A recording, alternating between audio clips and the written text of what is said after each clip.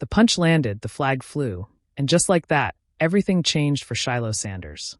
One moment he was fighting for his place in the NFL. The next he was fighting the reality that the league he had dreamed of since childhood might already be slipping away. And while the cameras caught the swing, what they didn't capture was the weight of the last name on his back, the expectations in his blood, and the silence that followed when the phone stopped ringing. Because this wasn't just another preseason scuffle. This was Deion Sanders' son. And in this league, that means every mistake echoes louder, every moment is magnified, and every second chance is questioned. By the time Super Bowl week rolled around, the story still hadn't gone away. It followed Deion Sanders to the biggest stage in football media, where he sat down on First Take, not as Coach Prime, not as the Hall of Famer, but as a father forced to talk about something no parent ever wants to explain in public. His son getting cut, his family hurting, and a future suddenly uncertain. And here's the part that makes this story hit harder. Shilo Sanders wasn't some random camp body. He wasn't just another undrafted name buried on a roster sheet. He was part of one of the most watched families in football, raised in a spotlight that never dims, and judged by standards most players never have to face. And yet, when the Buccaneers released him, the league moved on like it always does. Quickly, quietly, ruthlessly. Let's rewind to the draft first, because that's where this split path really begins. The Sanders family entered the 2025 NFL Draft with expectations, pressure, and history riding on their shoulders. Shilo Sanders, the quarterback, the leader, the face of Colorado football, heard his name called in the 5th round by the Cleveland Browns. It wasn't where some expected him to go, but it was still a moment of validation. A door opening. A dream continuing. Shilo's night went very differently. Rounds passed. Names kept coming. Phones buzzed across the league. But not for him. When the final pick was announced and the draft officially ended, Shilo Sanders was undrafted. No celebration. No jersey. Just reality. And for most players, that's where the story fades. But for Shilo, that was only the beginning of another uphill climb. The Tampa Bay Buccaneers signed him as an undrafted free agent, giving him what every undrafted player hopes for. A shot. A foot in the door. A chance to prove he belonged. Training camp became his audition. Every rep mattered. Every practice was under a microscope. And when preseason games arrived, they weren't just exhibitions. They were job interviews broadcast in HD. Then came the moment no one can forget. In a preseason matchup, emotions boiled over. Shilo Sanders threw a punch at Buffalo Bills tight end Zach Davidson. It wasn't subtle. It wasn't deniable. Officials ejected him from the game on the spot. The league later fined him $4,669. And within days, the Buccaneers made their decision. Shilo Sanders was released. Just like that. No long press conference. No drawn-out explanation. Just a transaction notice and a locker cleaned out. For the Sanders family, it was more than a roster move. It was a gut punch of its own. When Deion Sanders finally addressed it publicly, he didn't hide from the truth.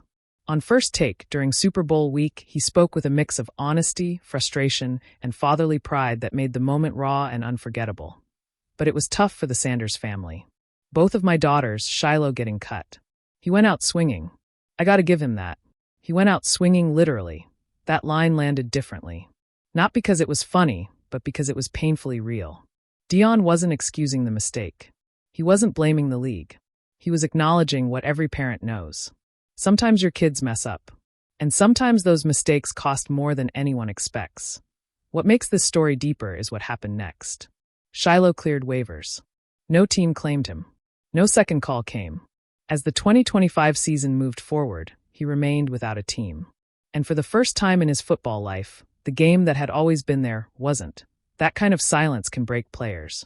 But listen to what Shilo said after being cut, and you start to understand the mindset he's carrying now. I've been talking to my agent, and we're waiting on the next opportunity. If that's the NFL, cool. But God's blessed me with a lot of talents to do other things other than play football. That sentence says everything. It's acceptance without surrender. It's realism without bitterness.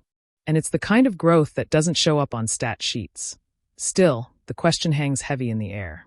Was that punch the end of Shilo Sanders' NFL dream, or just the most painful lesson of his career? Because here's the uncomfortable truth. The NFL doesn't wait. It doesn't care about last names, college hype, or social media followings when it comes to discipline and roster spots. Teams look for reliability, control, and trust.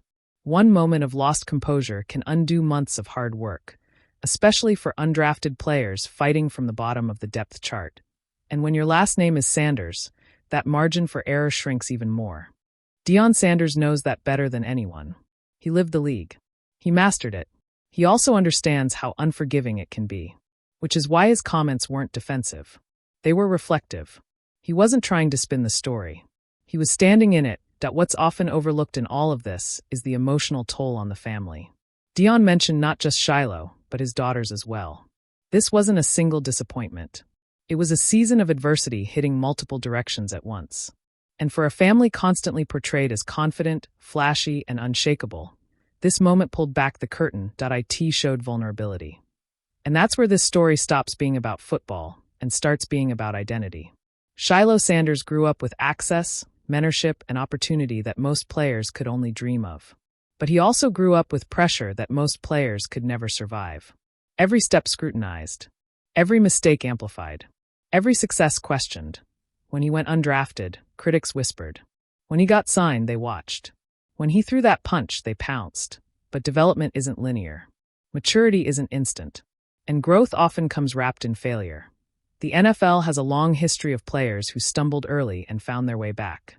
It also has a longer list of players who never did. Shilo now stands at that crossroads. Waiting. Reflecting. Preparing for whatever comes next. And here's the twist that makes this story even more compelling. Being cut might be the best thing that ever happened to him. Because sometimes, losing the game forces you to find yourself. Sometimes, stepping away from the spotlight teaches you how to control the fire inside. And sometimes, the punch that costs you everything becomes the moment that teaches you what truly matters. Deion Sanders didn't say Shilo was done. He didn't say the dream was over. He said it was tough. He said his son went out swinging. And beneath those words was a message every parent understands. I still believe in him. So now the NFL waits. Or maybe it doesn't. Maybe Shilo Sanders builds something new. Maybe he comes back stronger, calmer, wiser. Or maybe he chooses a different path entirely. But one thing is clear. This story isn't finished. Not yet, because redemption in the NFL doesn't come with announcements. It comes quietly, through phone calls, workouts, second chances, and the willingness to learn from the moment everything went wrong. So here's the question for you. Did Shilo Sanders throw away his NFL future with that punch, or did the league give up on him too quickly? Drop your take in the comments, because this conversation is far from over. And at Hotspot NFL, we're not just watching the league. We're watching the people inside it.